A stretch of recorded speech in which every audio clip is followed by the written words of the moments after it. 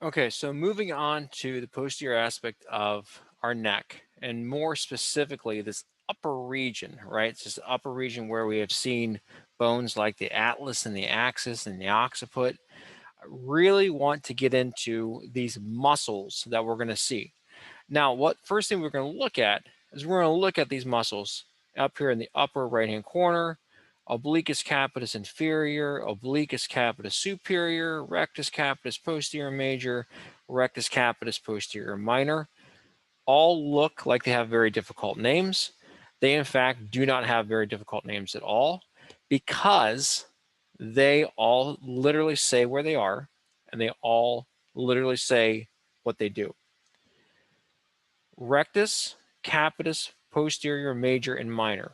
Now you guys have had a little bit of anatomy so far, so understand minor over major. That's going to be an ongoing theme that we see over and over and over again in our anatomy lectures. We're going to draw these out, and then we're going to draw in a triangle that we're going to see back here. Okay, so we're going to start out really easy. Okay, so this big ridge is going to be our occiput. Okay, we're also going to see C1, C2, and we'll just draw C3 in here just for reference. First one we're going to start with is going to be that rectus capitis posterior minor. Now, what we're going to see with rectus capitis posterior minor is that it's going to come off of the median inferior nuchal line, okay? And it's going to attach into the tubercle of the posterior arch of the atlas. So literally, it's going to do this little number here. And it's going to look just like that. Okay, nice and easy. This is going to be rectus capitis posterior minor. Next one we're going to do is going to be rectus capitis posterior major. What we're going to see with rectus capitis posterior major is that it's actually going to come off of the spine of the axis of C2, and it's going to attach in to that lateral nuchal line up at the occiput. So literally it's going to come in, and it's going to look just like this. So what we see so far is that minor is not only more superior, but minor is also a smaller muscle. So if you get confused, which one attaches to the atlas, which one attaches to the axis, think minors and majors, right? That minor muscle is going to attach to C1, major muscle is going to attach to C2.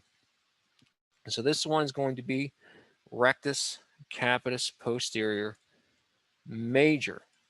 Nice and easy. We're going to have two more back here.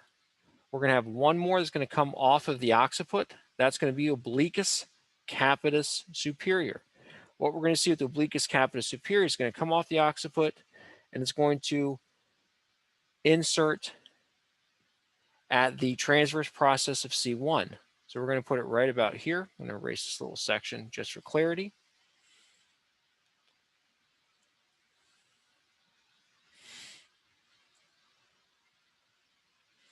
And it's going to come in, it's going to look something like this. This is going to be obliquus capitis superior. One more to go, and that's just going to be obliquus capitis inferior. Now, really, really interesting thing about obliquus capitis inferior is that it's going to come off of the spine of the axis, and it's going to attach in to the transverse process of the atlas, okay? Really interesting thing to note here, because this is a little bit of a misnomer.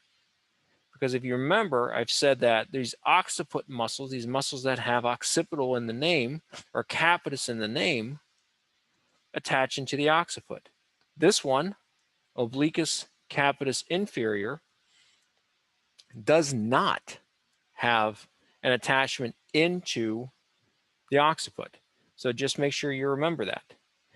Now, what we can see here so far is we can see a couple different, obviously, little triangles develop.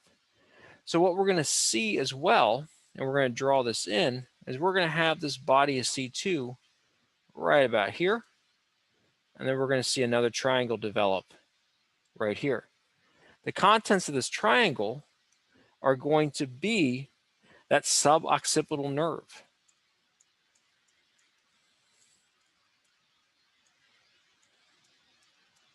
And that's going to be C1.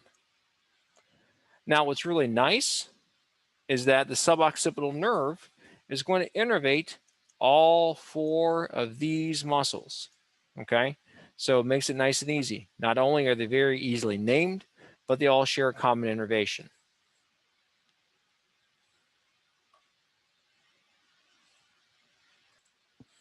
Next thing I want to go over is going to be the blood supply to the neck. Blood supply to the neck is going to look and feel a lot like the blood supply that we saw at the axillary artery. In fact, we can actually see that axillary artery. Remember, after it passes the first rib, the subclavian artery is going to change name to axillary artery. So what we have to remember is that we're going to have blood supply coming up. It's going to branch out of the aorta. And remember this brachiocephalic trunk. So this is going to be my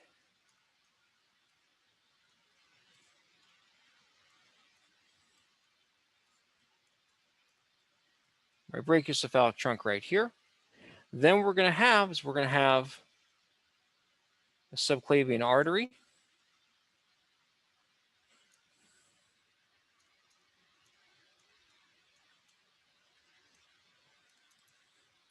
And we're also going to have, and we're going to get into this in another section, this common carotid.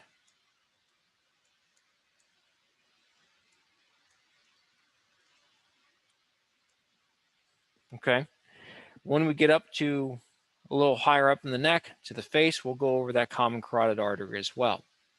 So just be aware that it is going to happen. Now, what's really nice about the subclavian artery is that we're going to be able to section it into 3 different sections, very similar to what we did with the axillary artery.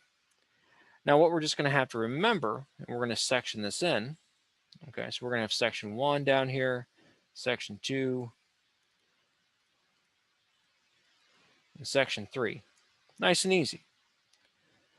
The anterior scalene is going to be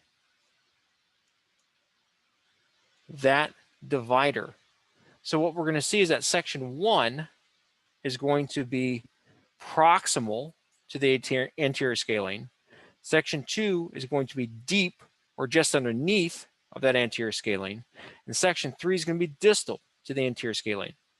All still subclavian artery. Okay, we have not hit axillary artery yet. Okay, so I want to make sure that's clear. Now, off of the subclavian artery, we're going to have a couple branches that shoot off right away. 2 are going to go up and 1's going to go down. Okay, so what we're going to have is we're going to have branches coming off.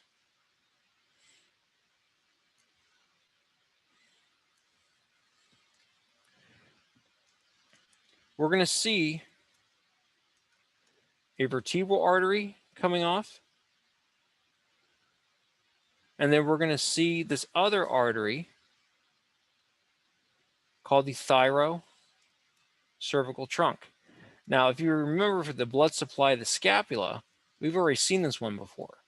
Okay, we kind of talked about it, and I said, oh, wait till we get to the neck, we're going to go over it. Well, guess what? Now's the time to go over it.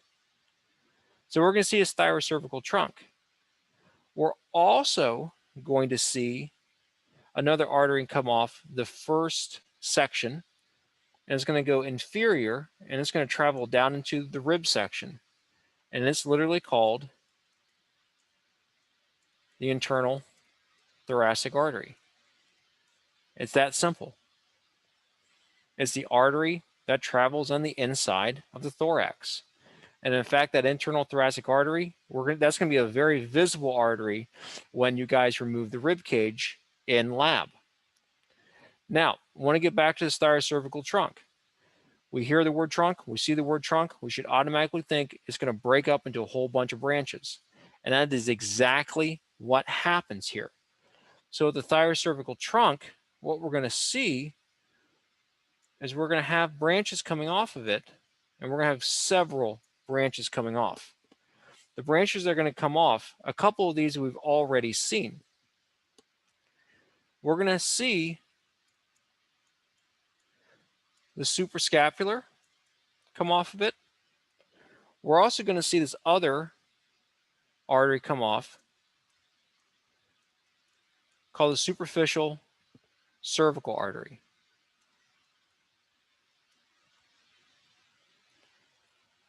We are also going to see other branches come off going more on the proximal or central side.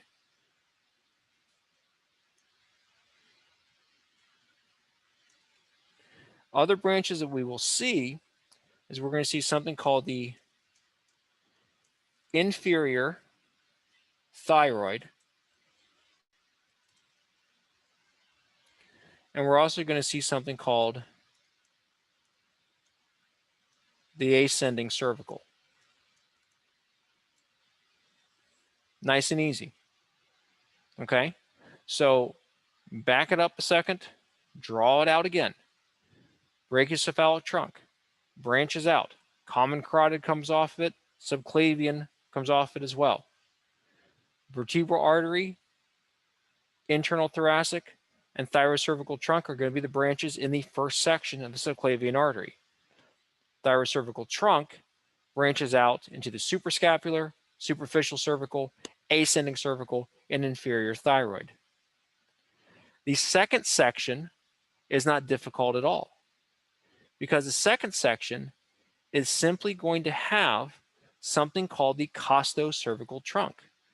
Okay, so we're going to see something called the costocervical trunk. This little section here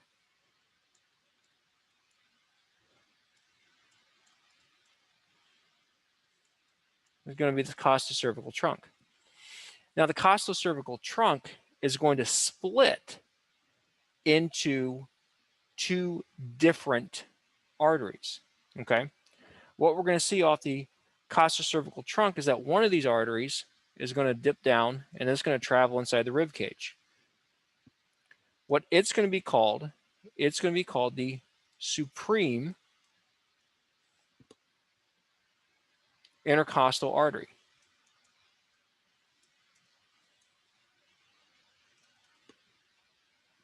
Nice and easy.